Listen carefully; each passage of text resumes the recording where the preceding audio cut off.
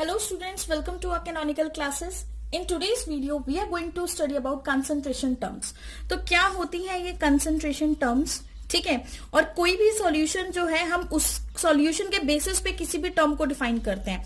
Okay, तो हमें ये चीज हमेशा याद रखनी है कि जो कंसंट्रेशन टर्म है always define for a solution. ठीक है, मैं इस पॉइंट को लिख देती हूँ क्योंकि ये इंपॉर्टेंट पॉइंट है. Concentration term is always defined for a solution. Concentration term हम हमेशा एक सॉल्यूशन के लिए डिफाइन करते हैं. ठीक है, कोई भी पर्टिकुलर सॉल्यूशन है तो उसको उसके बेसिस पे आप बताओगे कि इसके अंदर कंसंट्रेशन सॉल्यूट पार्टिकल्स की ज्यादा है या फिर कम है. तो अब यहां से देखिए what is solution. Solution actual में होता क्या है? तो जो सॉल्यूशन है वो नथिंग, एक होमोजीनियस मिक्सचर होता है.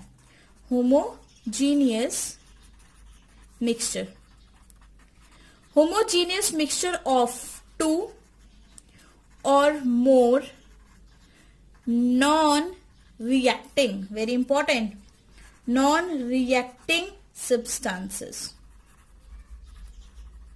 ओके, सॉल्यूशन आप कैसे डिफाइन करेंगे किसी भी सॉल्यूशन को कि it is a homogeneous mixture of two और मोर नॉन रिएक्टिव सब्सटेंसेस. एक होमोजीनियस मिक्सचर मतलब जिसमें एक ही फेज रिप्रेजेंट हो रही है ना, दिखाई दे रही है आपको. तो होमोजीनियस मिक्सचर किसका है? दो या दो से ज्यादा नॉन रिएक्टेंट सब्सटेंसेस का. उसको आप क्या बोल देते हैं? सॉल्यूशन बोल देते हैं. फॉर एग्जाम्पल एक बीकर लेते हैं और इसके अंदर आपने कुछ अमाउंट का वाटर डाला हुआ है. ठीक है, ये आपका स्पून है. इस स्पून में आपके पास है सॉल्ट, लेट्स से सॉल्ट है. ठीक है, स्पून ऑफ सॉल्ट फुल है स्पून में, और ये है आपका वाटर. इसके अंदर आपने ऐड किया वाटर. अब देखिए, अब जैसे ही आपने इसमें सॉल्ट डाला, जैसे ये सॉल्ट इसके अंदर गया तो होगा क्या कि सॉल्ट का हीप बन जाएगा यहाँ पे. ठीक है, मतलब एक ढेर सा लग जाएगा सॉल्ट का. ठीक है, एट दिस टाइम जब यहाँ पे सॉल्ट इस तरह से प्रेजेंट है, at this time the system is not homogeneous. ये सिस्टम आपका होमोजीनियस नहीं है. लेकिन जैसे ही आप इस स्पून को लेके स्टीयरिंग स्टार्ट करेंगे, ठीक है, स्टर करना स्टार्ट करेंगे सॉल्यूशन को, तो क्या होगा? आपके ये सॉल्यूट एंड सॉल्वेंट दोनों, मतलब आपका जो सॉल्ट है और वाटर है, दोनों मिक्स होने स्टार्ट हो जाएंगे. After some time when we will stir the mixture with spoon, then we get a solution. हमें क्या मिल जाएगा? solution which is now a homogeneous mixture. मतलब after stirring, मैं यहाँ पे लिख देती हूँ after stirring करने के बाद हमें ये solution बिल्कुल clean मिलेगा. इस तरह से सिर्फ हमें इसमें वाटर ही मिलेगा.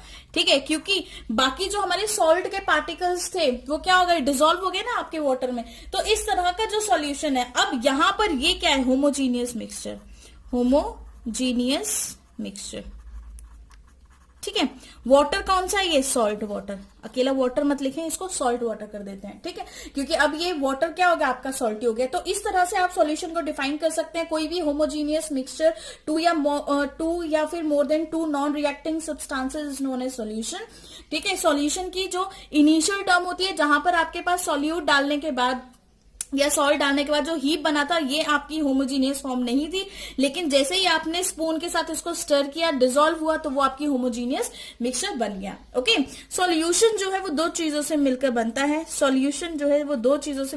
है. एक है आपका सॉल्यूट और उसमें आप ऐड करेंगे सॉल्वेंट.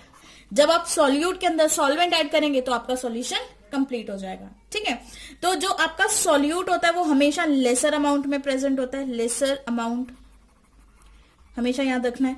और ये हमेशा लार्जर अमाउंट में प्रेजेंट होता है. लार्जर अमाउंट में. क्लियर है? फॉर एग्जाम्पल जैसे मैंने ये सॉल्ट वाटर का सॉल्यूशन बनाया, यहां पर जो आपका सॉल्यूट है उसमें लेसर अमाउंट में मैंने क्या डाला था? सॉल्ट डाला था. स्पून ही तो सॉल्ट डाला है, तो सॉल्यूट क्या हो गया? आपका सॉल्ट. बट सॉल्वेंट क्या है जो लार्जर अमाउंट में है? That is water, H2O. Clear है? जिसकी वजह से solute plus solvent gives you a solution. उसने आपको क्या दे दिया? सॉल्यूशन दे दिया.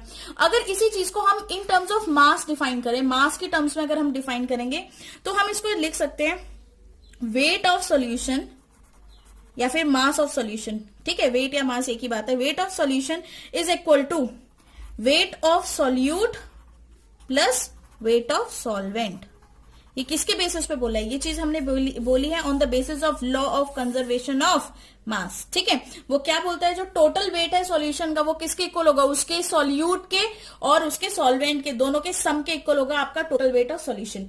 ठीक है, तो फिजिकल स्टेट जो है सॉल्यूशन की वो सिमिलर होती है हमेशा उसके सॉल्वेंट से। वेरी इंपॉर्टेंट, जो भी आपके सॉल्यूशन की फिजिकल स्टेट है वो किस पे डिपेंड करेगी? आपके सॉल्वेंट पे। फॉर एग्जाम्पल अगर मैं एक एग्जाम्पल लेती हूँ, फॉर अ लिक्विड सॉल्यूशन, अगर हम लिक्विड सॉल्यूशन की बात करें, लिक्विड सॉल्यूशन, अगर मैंने लिक्विड सॉल्यूशन की यहां पर बात की है तो यहां पर जो आपका सॉल्यूट प्लस सॉल्वेंट, ठीक है, तो यहां पे जो आप सॉल्यूट किसी भी स्टेट में ले सकते हो, सॉलिड भी ले सकते हो, लिक्विड भी ले सकते हो, गैसेस भी ले सकते हो, क्लियर है। बट जो आपका सॉल्वेंट है ये आपका must be in liquid form, ये मस्ट बी लिक्विड, इन मत लगाओ, मस्ट बी लिक्विड, वो लिक्विड होना चाहिए। ठीक है, और इस लिक्विड को एक और टर्म से रिप्रेजेंट किया जाता है, मतलब जब भी अगर सॉल्वेंट में अगर आपके पास वाटर प्रेजेंट है, स्पेशली वाटर के लिए अगर सॉल्वेंट आपका वाटर है तो it is also represented by liquid form में वाटर, लिक्विड, वैसे वाटर तो लिक्विड ही होगा, बट अगर आपके पास सॉल्वेंट हम वाटर ले लेते हैं तो उसको हम एक और टर्म से रिप्रेजेंट करते हैं जिसको हम बोलते हैं एक्वस। ठीक है, एक्वस का मतलब है यहां पर आपका जो सॉल्वेंट है वो क्या होगा? वाटर होगा। सॉल्वेंट क्या होगा एक्वस में? H2O, स्पेसिफाई कर देता है यहाँ पे, क्लियर है ये। ठीक है, तो on the basis of concentration term, concentration के बेसिस पे हम सॉल्यूशन को दो कैटेगरीज में डिवाइड करते हैं, first is dilute and second is concentrated solution.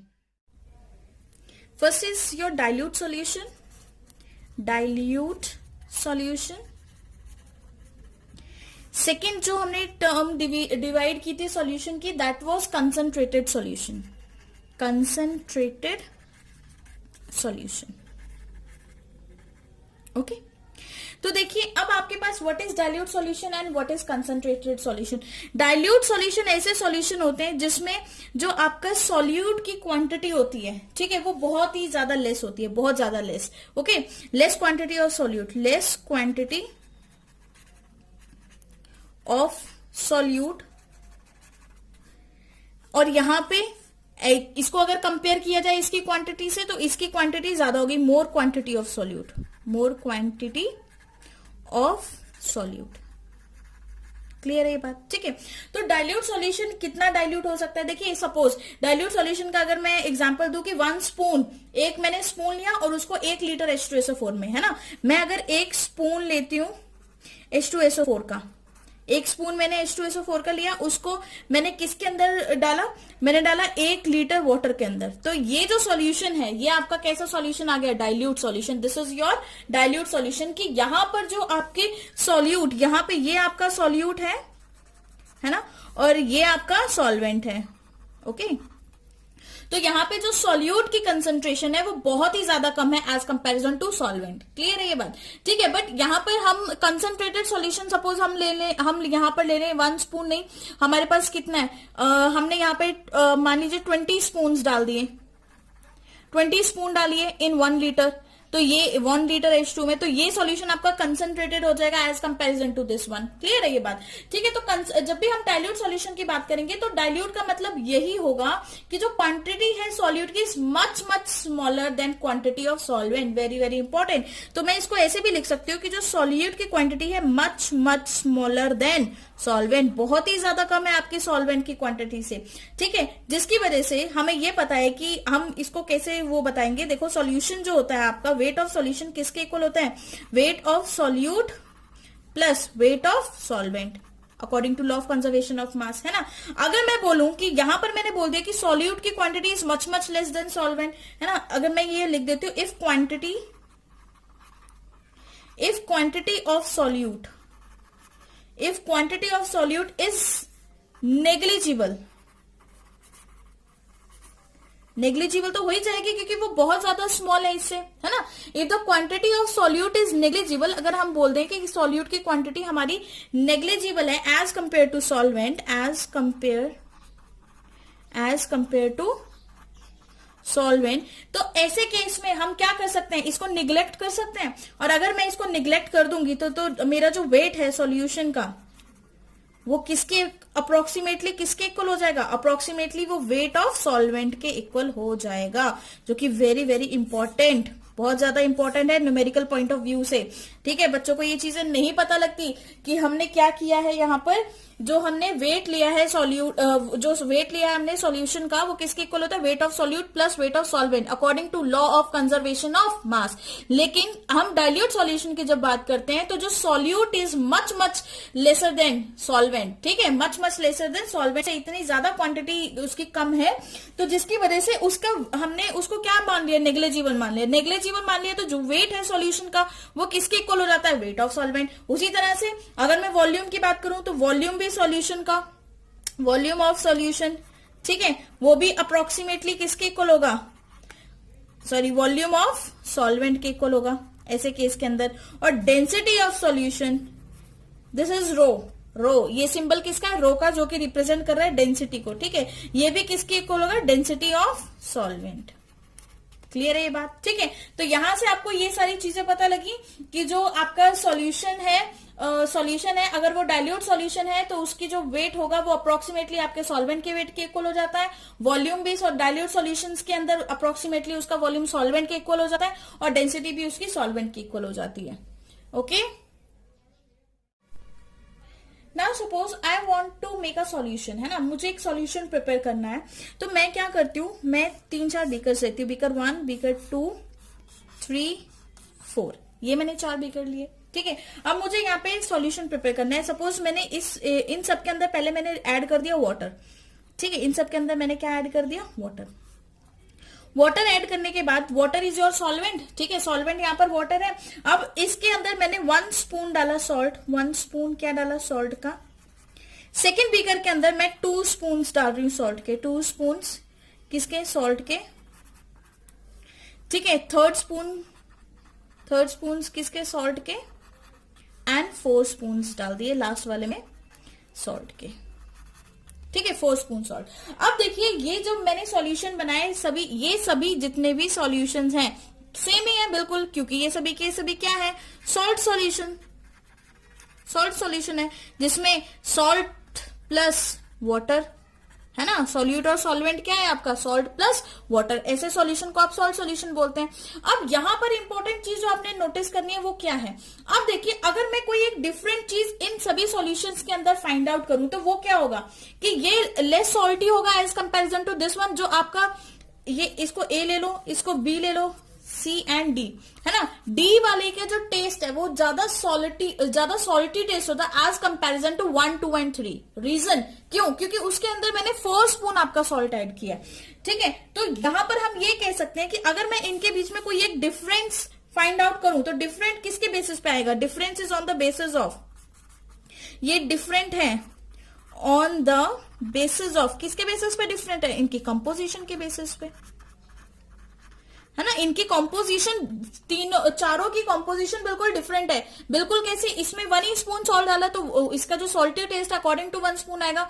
इसमें थोड़ी सी मैंने इसकी कॉम्पोजिशन अलग कर दी, क्योंकि मैंने इसमें 2 बढ़ा दिया, यहाँ पे 3 कर दिया, यहाँ पे 4 कर दिए, तो ये वाला ज्यादा सॉल्टी हो गया और ये वाला लेस सॉल्टी हो गया इन सबके कंपैरिजन में। ठीक है, तो जब हम किसी भी चीज की कंपोजिशन को डिफाइन करते हैं, इस कंपोजिशन को डिफाइन किया जाता है on the basis of concentration terms. ठीक है, तो हम इस चीज को यहाँ पे लिखते हैं वेरी इंपॉर्टेंट, कि अगर मैं इसकी कंपोजिशन को डिफाइन करूंगी तो मैं यहां पे क्या यूज करूंगी, कंसंट्रेशन टर्म यूज करूंगी to define its composition. Okay, तो define composition of a solution, तो हम यहां लिखेंगे to define composition of a solution, to define composition of a solution we use concentration terms. Okay, we use concentration terms, और यहां पे different concentration terms होती हैं किसी भी सॉल्यूशन को डिफाइन करने के लिए। तो चलिए देखते हैं कौन कौन सी कंसंट्रेशन टर्म्स होते हैं, लेट्स सी। तो सबसे पहले जो आपके कंसंट्रेशन टर्म है जो हम पढ़ेंगे that is mole fraction, okay. Second जो कंसंट्रेशन टर्म हम पढ़ेंगे that is percent weight by weight, या mass by mass, weight mass एक ही है। ठीक है, वहीं पे अगर मैं थर्ड बात करूंगी तो percent weight by volume, sorry volume by volume, not weight by volume, its volume by volume. Okay fine. Next fourth quantity जो हम लेंगे परसेंट वेट बाय वॉल्यूम. अब आया हमारा weight by volume. And fifth जो हम कंसेंट्रेशन टर्म्स पढ़ने वाले हैं दैट इज पार्ट्स पर मिलियन, पीपीएम, जिसको हम किससे रिप्रेजेंट करते हैं, पीपीएम, दैट इज पार्ट्स पर मिलियन. ओके कई बुक्स में आपको पीपीबी भी मिलेगा, दैट इज पार्ट्स पर बिलियन, है ना, पार्ट्स पर बिलियन. अगर मैं इसी को एक और टर्म से डिफाइन करूं, एक और टर्म, चलो एक और टर्म ऐड कर लेते हैं, दैट इज पीपीबी. इसको क्या बोलेंगे, पार्ट्स पर बिलियन, पर बिलियन. आपको कई क्वेश्चंस के अंदर ये भी मिलेगा, ठीक है, पार्ट्स पर बिलियन. ठीक है. 6th 7th हम जो कंसंट्रेशन टर्म पढ़ेंगे that is molarity. Very very important, molarity. सबसे ज्यादा आपके आईआईटी के जेई नीट के क्वेश्चंस मोलैरिटी से ही बनते हैं. 7th होगी. 8th अब हम चलते हैं मोलैलिटी की तरफ, molality. And last 9th term जो हमने पढ़नी है दैट इज नॉर्मैलिटी. ओके जो लास्ट टर्म हम पढ़ेंगे दैट इज नॉर्मैलिटी. तो ये 9 कंसंट्रेशन टर्म्स है जो 1 बाय 1 हमने स्टडी करनी है इस चैप्टर के अंदर. तो देखिए सबसे पहले हम पढ़ेंगे मोल फ्रैक्शन, फिर weight by weight, volume by weight, weight by volume, ppm that is parts पर मिलियन. पार्ट्स पर मिलियन कहां पर यूज की जाती है, जब हम किसी भी वाटर की हार्डनेस बताते हैं कि आपका जो टैप वाटर है उसकी हार्डनेस कितनी है, तो वो हम पीपीएम में फाइंड आउट करते हैं. ओके वैसे ही पीपीबी पार्ट्स पर बिलियन में फाइंड आउट कर दिया जा रहा है टैप वाटर की, उसकी भी हार्डनेस उसी में फाइंड आउट करते हैं. नेक्स्ट इज मोलैरिटी, किसी भी सॉल्यूशन की मोलैरिटी, ये तो टेम्परेचर इंडिपेंडेंट टर्म है. And last is your normality. Last जो टर्म हम पढ़ेंगे दैट इज नॉर्मैलिटी.